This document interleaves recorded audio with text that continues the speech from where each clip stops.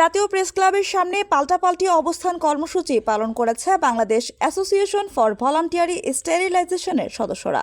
পরিবার পরিকল্পনা, মা ও শিশু স্বাস্থ্য সেবা সহ স্বাস্থ্য খাতে বিশেষ অবদান রাখায় 1989 সালে প্রেসিডেন্ট অ্যাওয়ার্ড লাভ করে প্রতিষ্ঠানটি।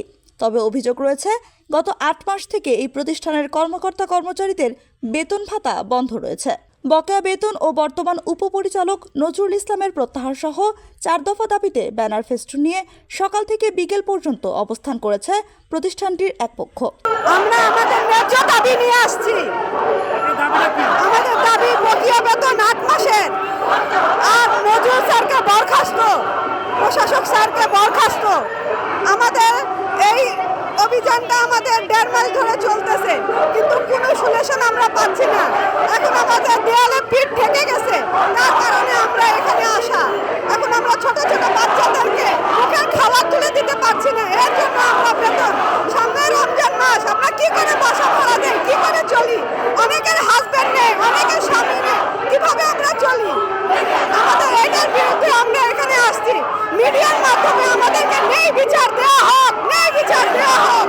8 মাসের বেতন বকেয়া, সরকারি করণের জন্য 25 বছর ধরে সরকারি অনুদান পাচ্ছি, কিন্তু রাজস্ব খাতে নেওয়ার জন্য আমাদের ডেপুটি ডাইরেক্টর ফাইন্যান্স নজরুল সাহেব বিভিন্ন রকমের তালবাহানা করতেছে এবং তিনি অনেক দুর্নীতি করে তিনি একাই তার সঙ্গবাঙ্গ নিয়ে, তার আত্মীয় স্বজন নিয়ে অন্য সবাইকে অত্যন্ত চাপের মুখে রাখেন এবং তিনি হয়রানি সহ বিভিন্ন রকমের নির্যাতন করে থাকেন। আমরা নজরুল সাহেবকে চূড়ান্ত বরখাস্ত চাই এবং নজরুল সাহেবকে যে আশ্রয়দাতা প্রসাদাতা আমাদের প্রশাসক মহোদয় জনাব মাহজানুল ইসলাম তাকে প্রত্যাহার করে একজন ভালো জয়েন্ট সেক্রেটারিকে আমাদের প্রশাসক হিসেবে নিয়োগ চাই। অপরদিকে অল্প কিছু সদস্য নিয়ে নজরুল ইসলামকে স্বপদে বহাল রাখার দাবিতে ব্যানার নিয়ে প্রেস ক্লাবের সামনে কিছু সময়ের জন্য অবস্থান করে। এ সময় সকাল থেকে অবস্থানরত অপরপক্ষকে BAVS এর ব্যানারে বহিরাগত বলে মন্তব্য করেন নজরুল ইসলাম।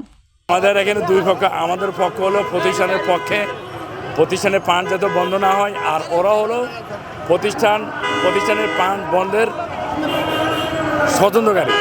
ওরা প্রতিষ্ঠানকে বন্ধ করতে চাই। ওরা 1.5 মাস পর্যন্ত আমাদের মিরপুর মেটার্নিটি হাসপাতালে সেবা কার্যক্রম বন্ধ করে দিয়েছে। ওরা 1.5 মাস আগ থেকে 4 জানুয়ারি থেকে আমাদের 18টা হাসপাতাল আছে, 18 হাসপাতালের আমাদের পরিকল্পনা, মা ও শিশু অন্যান্য সেবা কার্যক্রম বন্ধ করে এরা এখানে দাবি লীগ হিসাবে, এখানে গোপালগঞ্জের অনেক নেত্রী আছে, নেতা আছে, দাবি লীগ হিসাবে এরা গভর্নমেন্টকে বিরোধী ব্যবস্থা করার জন্য এবং আমাদের প্রতিষ্ঠানকে বন্ধ করার পায়তারা লিখতে হয়েছে।